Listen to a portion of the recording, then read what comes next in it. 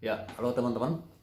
Kembali kita akan merenungkan firman Tuhan dengan singkat dari Filipi 1 ayat 21 sampai ayat yang ke-24 saya bacakan untuk kita.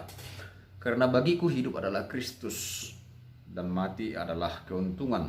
Tetapi jika aku harus hidup di dunia ini, itu berarti bagiku bekerja memberi buah. Jadi mana yang harus kupilih aku tidak tahu. Aku didesak dari dua pihak. Aku ingin pergi dan diam bersama-sama dengan Kristus. Itu memang jauh lebih baik. Tetapi lebih perlu untuk tinggal di dunia ini karena kamu. Iman kepada Tuhan bukanlah janji sebuah jalan lurus dan juga jalan yang mulus. Tapi iman kepada Tuhan adalah sebuah sukacita mengikut Dia sekalipun di dalam jalan yang sulit. Itulah iman yang sejati. Nats ini bagi saya mengingatkan bahwa mengikut Tuhan itu tidak selalu membuat kita akan menikmati hidup yang lancar, hidup yang mudah. Tetapi bagian firman Tuhan ini mengingatkan saya supaya mempersiapkan diri untuk hal yang tersulit.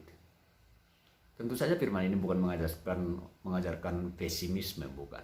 Tapi realita hidup adalah bahwa kita selalu menghadapi hal-hal kesulitan, pergumulan, gelombang di dalam perjalanan hidup kita. Jadi, dan realitanya adalah apa? Surat ini dituliskan oleh Paulus dari dalam penjara kepada jemaat di Filipi. Ia sendiri sedang dalam kesulitan ketika menulis surat ini. Ancaman kematian selalu mengikuti Paulus ketika dia memberitakan Injil. Kita bisa membacanya di surat-suratnya yang lain. Ia sering mengalami pergumulan, terpaksa berpuasa, disesah setiap kali 40+1. Jadi macam-macam yang dialami oleh Paulus di dalam perjalanan hidupnya di dalam pemberitaan Injil. Jadi banyak penderitaan-penderitaan yang dialami. Paulus mengalami banyak hal-hal yang sulit dalam hidupnya. Bagian yang menarik bagi saya adalah di ayat yang ke-23 dan 24. Aku didesak dari dua pihak, dikatakan di sana. Aku ingin pergi dan diam bersama-sama dengan Kristus. Itu memang jauh lebih baik. Tetapi lebih perlu untuk diam, untuk tinggal di dunia ini karena kamu. Ada dua kata yang menarik di sana. Ayat 23 dikatakan, aku ingin pergi dan diam bersama-sama dengan Kristus. Itu memang jauh lebih baik, kata Paulus. Aku memang ingin mati saja supaya aku masuk surga, hidup tenang. Itu jauh lebih baik. Tetapi dikatakan dia yang ke-24, tetapi lebih perlu untuk tinggal di dunia ini karena kamu. Jadi ada dua kata. Di ayat 23 lebih baik, kemudian ayat 24 lebih perlu. Silakan teman-teman selidiki sendiri. Untuk alasan pribadi, alasan betapa letihnya Paulus, banyaknya pergumulan yang sudah dia alami, lebih baiklah bagi dia untuk mati dan tinggal bersama-sama dengan Kristus. Atas alasan pribadi lebih baik untuk mati.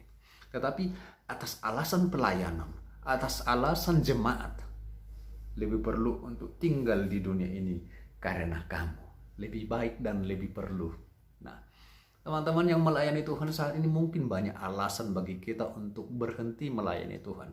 Atas alasan pribadi mungkin lebih baik kita fokus kepada studi kita. Kita fokus kepada keluarga kita. Kita fokus kepada pekerjaan kita. Atas alasan pribadi banyak kekecewaan dari rekan pelayanan, sakit hati, kegagalan. Mungkin sudah lebih baik meninggalkan pelayanan. Tapi dikatakan, apakah itu hal yang paling utama? Dikatakan oleh Paulus, lebih perlu untuk tinggal di dunia ini karena kamu.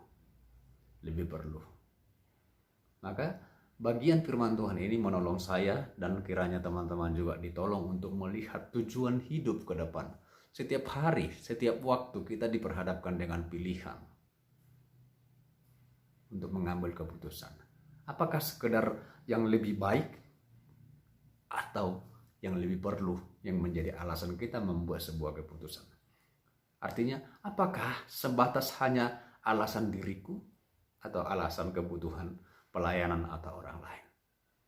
Atas alasan pribadi mungkin lebih baik uang itu kita pergunakan untuk belanja-belanja. Tetapi atas alasan pelayanan lebih perlu untuk kita berikan ke pelayanan.